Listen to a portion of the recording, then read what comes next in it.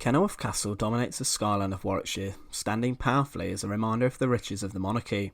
The castle's story is shrouded in immense historical importance, which includes wars, sieges, and revolves around one wealthy earl's attempts to woo who some perceive to be England's greatest ever monarch.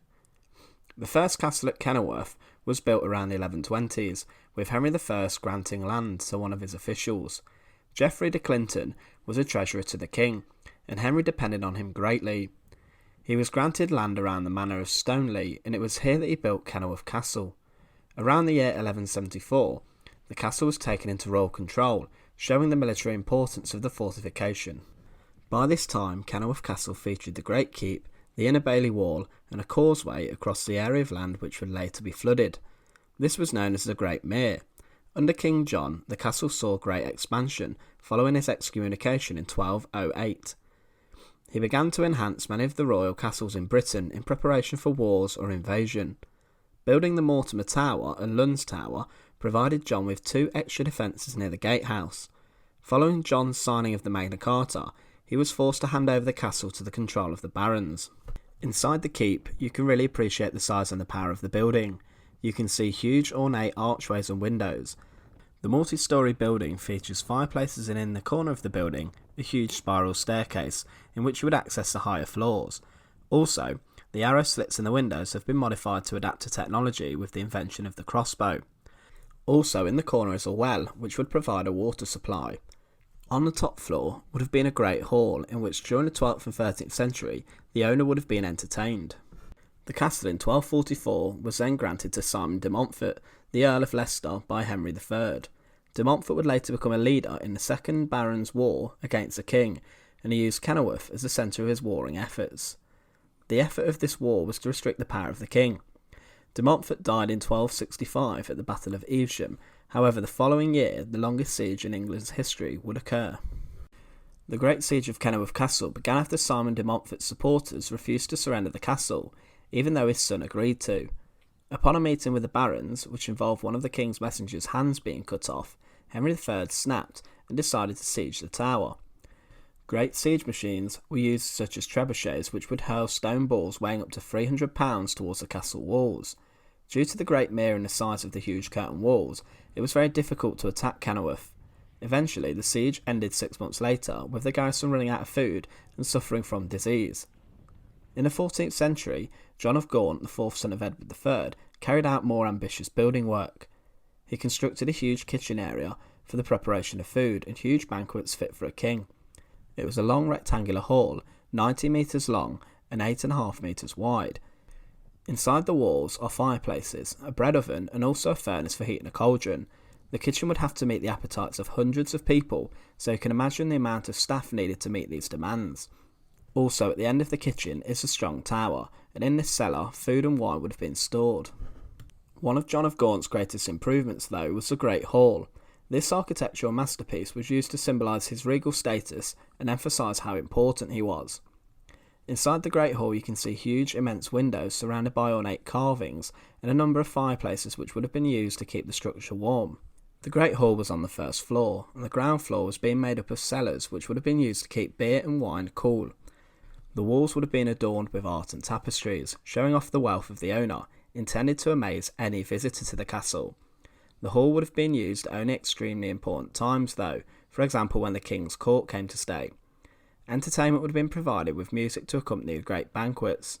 The Great Hall was left untouched due to the opulence, even when Robert Dudley, the Earl of Leicester, carried out some of the biggest changes in the castle's history. Gaunt also built a series of state apartments featuring a great chamber where he would entertain, a bedchamber, and also other rooms such as a latrine, a wardrobe and a dining hall. In roughly 1414, Henry V, while staying at Kenilworth, received a gift from the French. The gift he had been given was in fact a set of tennis balls. The point behind this was that the French perceived Henry to be childish and not ready to engage in an act of diplomacy or warfare. This initial insult, which occurred within Kenilworth Castle, would be the trigger event for the greatest English victory on a battlefield at the Battle of Agincourt. Our story resumes during the Tudor period. John Dudley had become a friend of Henry VIII through his military service and through the reign of Edward VI. He had become a powerful manipulating force behind the young king. At Kenilworth, John Dudley did build a new stable block and widen the tilt yard. John Dudley's demise occurred during his coup to deny Mary I a chance to rule by replacing her with his daughter-in-law, Lady Jane Grey. Because of this, he was executed in 1553. Following Mary I's death, Elizabeth I came to the throne, and it was during this time that John Dudley's son, Robert Dudley, rose to prominence. Robert was a courtier who had caught the eye of Elizabeth, and they maintained an intimate relationship and shared interests such as horse riding and dancing. However, Robert Dudley's first marriage had ended in mystery, with his wife falling down a flight of stairs and dying in 1560. After this, he was free to possibly marry the Queen, with the coroner returning a verdict of accidental death, with many at the time accusing Dudley of pushing her. It is under Robert Dudley that the expansion of Kenilworth Castle continued to a great extent. He needed a place of opulence to prove to Queen Elizabeth that he was in fact wealthy and powerful enough to become her husband. With this in mind, he ordered the creation of Leicester's building. This colossal tower block, built between 1571 and 1572, was built with one thing in mind, that being to provide the Queen and her servants with private and extravagant lodgings. It was a huge 4-storey building bursting with lavish state apartments fit for the monarch. On the basement floor would have been the wardrobes, on the ground floor would have been lodgings, most probably for her servants or guests of Elizabeth's court. On the second floor would have been an inner chamber, a bedroom, a drawing chamber and also the privy chamber. On the next floor, also known as the principal floor, would have been the first of Elizabeth's suites. On the walls you can see small holes that once housed wooden pegs needed to support the ceiling. This room would have been used for private meetings and for entertainment, and was restricted to anyone but the Queen's most esteemed guests. The Queen's bedchamber is also on this floor, and this would have been the most sensitive and discreet area of the castle. The bedchamber would have had an extremely ornate fireplace in it. The top floor would have been used as a gallery, and would also have another bedroom in it, most probably being used by the Queen's ladies-in-waiting. The building work did not stop there for Dudley. He constructed Leicester's Gatehouse, and later, in 1650, it was transformed into a homely residence. It gave the castle a different entrance and is quite ornate. On the exterior of the building's entrance, you can see 2 cinquefoil symbols, the flowery symbol of the Earl of Leicester. Also, you can see the initials of Robert Dudley, or Robert Leicester, on the doorway.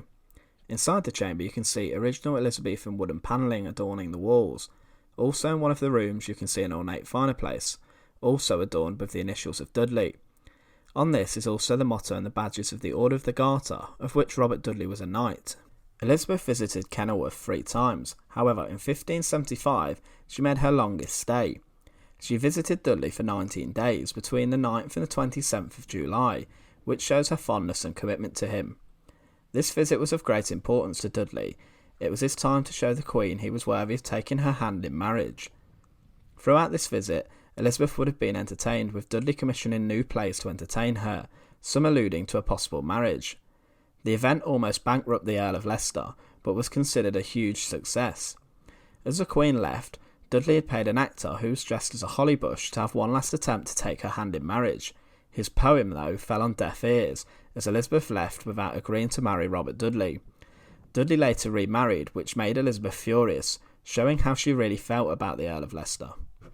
During the English Civil War, the castle was used as a place for royalist forces to advance to the Battle of Edgehill. It was also used as a base to raid parliamentarians in the Midlands. Much like other castles, in 1649, Parliament ordered the slighting and destruction of Kenilworth. Later on, throughout the 18th and 19th century, it began to become a popular destination for Victorians to visit. Around the castle you can see much Victorian graffiti. Even Queen Victoria and Charles Dickens are said to have visited Kenilworth Castle. Much of the attraction to the ruins came from Sir Walter Scott's novel Kenilworth, which became a bestseller. Today, Kenilworth Castle is a very popular destination. Visitors are keen to discover the 9 centuries worth of history, of which the castle saw great change. The castle's story is encompassed by sieges, political manipulation, and one man's desire and quest for the hand in marriage of one of England's greatest monarchs. Thank you for watching The Untold Past at Kenilworth Castle. Please, to support the channel, subscribe, like and share. Thank you.